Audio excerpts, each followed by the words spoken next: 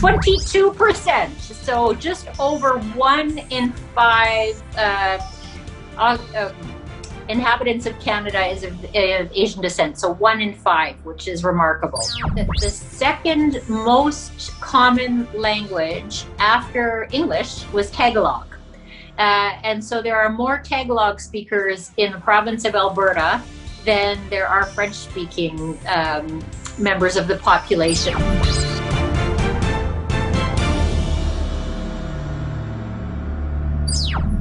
There has been an increase in anti-Asian sentiment and racial violence against Asian communities, particularly maybe the ones that we've seen covered so much as in the United States. I wonder, how is it in Canada, and were there any similar phenomenons in Canada? And there's a lot of Asian descent as well in Canada. So I wonder, how has it been like over there? Unfortunately, the increase in anti-Asian sentiment is something that we have seen throughout the pandemic, which is very unfortunate. And I think it is indicative of a worrying trend in increase in racism generally, not only in North America, but across the globe. I think people have been frightened by the pandemic. There's unfortunately a tendency to look to blame. And in those situations, you see, ugly actions and beliefs like racism, unfortunately, on the rise. So yes, we have experienced that in Canada as well.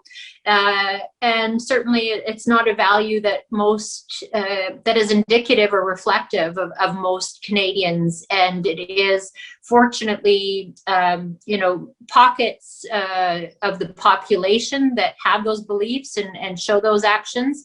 But still, even though it's not representative of the population writ large, it's something that won't be tolerated and is completely unacceptable in Canada and around the world.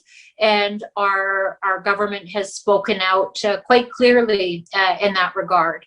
Perhaps you can tell us just about how big is the Asian descent population in Canada at the moment, the community? During the last census in Canada, one of the questions that the census looked to identify was language. So what are the language capabilities of Canadians and those living in Canada? You probably know that Canada has 2 official languages, English and French. But in the province of Alberta, which is in Western Canada, they found that the second most common language after English was Tagalog. And so there are more Tagalog speakers in the province of Alberta than there are French-speaking members of the population, which is quite impressive. 22%, so just over 1 in 5 inhabitants of Canada is of Asian descent, so 1 in 5, which is remarkable. Are there any anticipatory or perhaps preventive or protective measures that the government is taking against racial violence and anti-Asian sentiment? Well, I think first of all, we do have a couple of months ago, we would have noted the International Day for the Elimination of Racial Discrimination. That was on March 21st. And during that time, our Prime Minister Trudeau, reaffirmed Canada's commitment to ending all forms of racism and racial discrimination.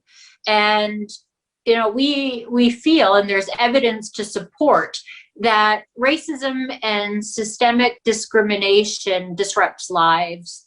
It undermines people's health and well-being, and are key drivers for inequality.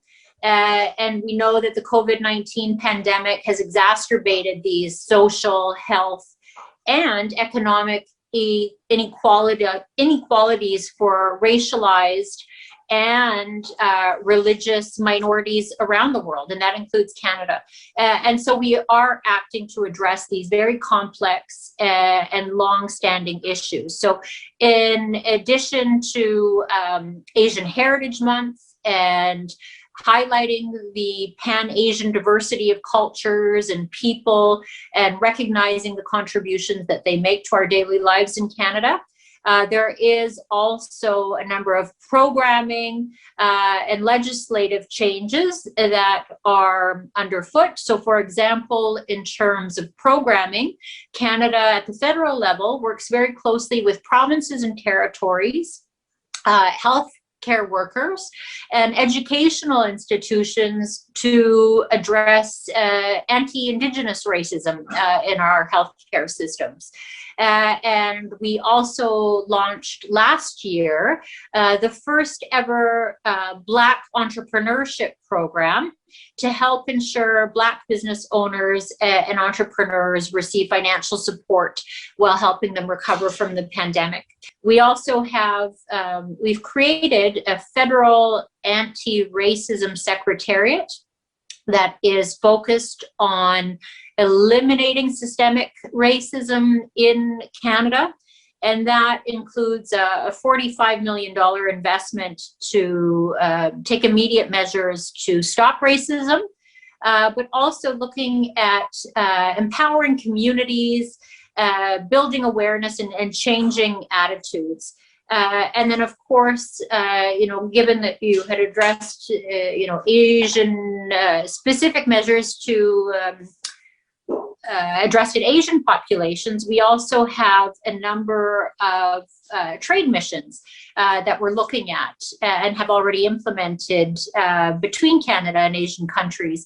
And those missions ensure that we target and include representatives of women-owned businesses, of other marginalized communities, so let's say the disabled and those entrepreneurs, but also, Asian-owned businesses in Canada that participate and can fully benefit from these measures. So there's quite a few activities on a programming, policy, and trade-based initiatives across Canada, and we've been able to share just a few of them here with you today. All right.